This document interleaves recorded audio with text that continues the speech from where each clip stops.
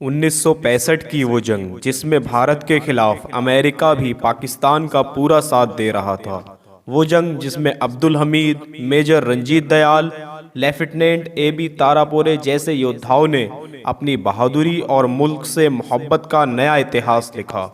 वो जंग जिसमें अब्दुल हमीद जैसे योद्धा ने बहादुरी से लड़ते हुए पाकिस्तान के कई मंसूबों को नाकाम कर दिया और शहीद हो गए।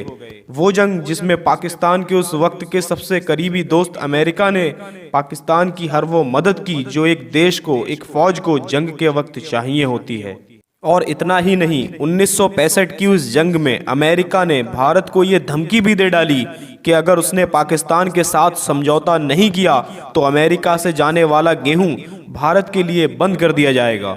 दोस्तों, मैं आपको बता दूं कि उस वक्त गेहूं का सिर्फ आयात होता था, यानी गेहूं भारत में अमेरिका जैसे मुल्कों से आता था। इसी का फायदा उठाकर अमेरिका ने भारत को ये धमकी दे डाली। पाकिस्तान और अमेरिका को लग रहा था कि भारत अब उनके आगे घुटने टेक देगा वरना भूखा मरेगा।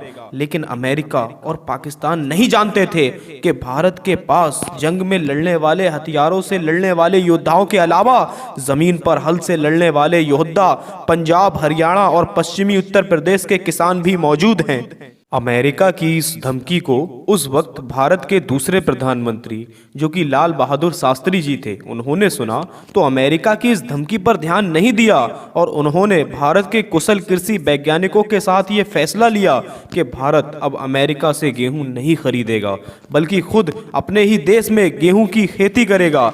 लेकिन दोस्तों, ऐसा करना कोई आसान नहीं था। फिर भी वैज्ञानिकों ने अपनी पूरी मेहनत और कुशलता से गेहूं की इंडियन ब्रीड तैयार कर ली।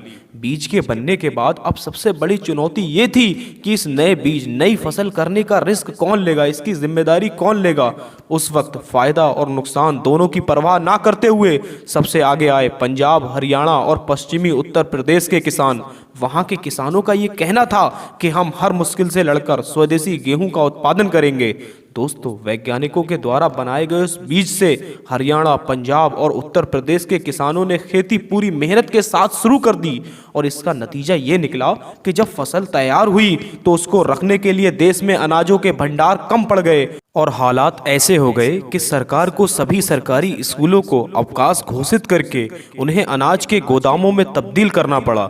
ये भारत की बहुत बड़ी जीत थी और करारा तमाचा था अमेरिका के मुंह पर।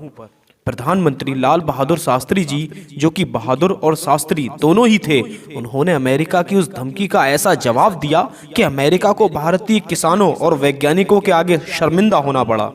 दोस्तों, भारत गेहूं की स्वदेशी नस्ल पैदा करके एक जंग तो जीत ही चुका था। अब भारत के सामने अमेरिका और पाकिस्तान निशाना साधे खड़े थे। अब बारी थी अमेरिका और पाकिस्तान को धूल चटाने की। अब बारी थी वीर अब्दुल हमीद को अपनी वीरता के जौहर दिखाने की। पूरी इंडियन आर्मी अपनी सारी तैयारी के साथ पाकिस्तान का मुकाबला करने की तैयारी में थी। उस वक्त देश के दूसरे प्रधानमंत्री लाल बहादुर शास्त्री जी का कहना था कि तलवार की नोक पर या एटम बम के डर से कोई हमारे देश को झुकाना चाहे या दबाना चाहे तो ये देश हमारा डरने वाला नहीं है। पाकिस्तान तो सिर्फ कठपुतली था, असल लड़ाई तो परमाणु शक्ति के मालिक अमेरिका से थी। 1965 से पहले 1962 में भारत ने मुश्किल हालातों में चीन के साथ एक जंग लड़ी। 1962 में ही भारत ने अपने रक्षा बजट को अपनी अर्थव्यवस्था में खास जगह दी। 1964 में जवाहरलाल नेहरू की डेथ के बाद, यानी उनकी मृत्यु के बाद, कांग्रेस पार्टी में कुछ अंदरूनी कलह का माहौल पैदा हो गया। इन हालातों में भारत के दूसरे प्रधानमंत्री बने लाल बहादुर शास्त्री। उस वक्त भारत आर्थिक तौर पर कुछ कमजोर भी था और दूसरी तरफ अमेरिका के सपोर्ट की वजह से पाकिस्तान भारत पर हमला करने की फिराक में था। उस वक्त यानी 1965 में पाकिस्तान और अमेरिका की बहुत गहरी दोस्ती थी। अमेरिका पाकिस्तान को हर तकनीकी मदद दे रहा था।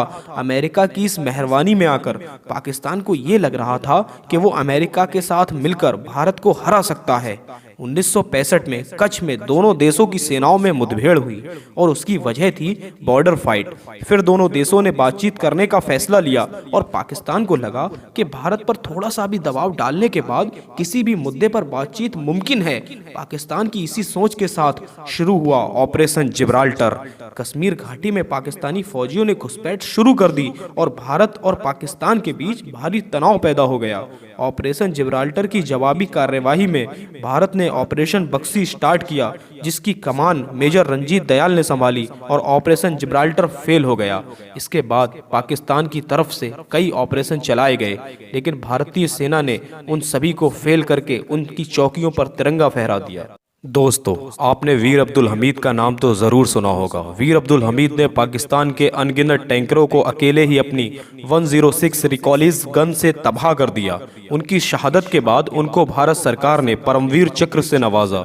वीडियो लंबी ना हो जाए, इसीलिए वीडियो को आज हम यहीं रोकते हैं। आगे की इन्फॉर्मेशन को मैं आपके साथ नेक्स्ट वीडियो में शेयर करूंगा। दोस्तों, अगर वीडियो पसंद आई हो तो वीडियो को लाइक करें, और अगर आप हमारे चैनल पर नए हैं तो चैनल को ज़रूर सब्सक्राइब करें। फिर मिलते हैं किसी नेक्स्ट वीडियो में नए टॉपिक के साथ। तब तक के लिए खुदा हाफिज़।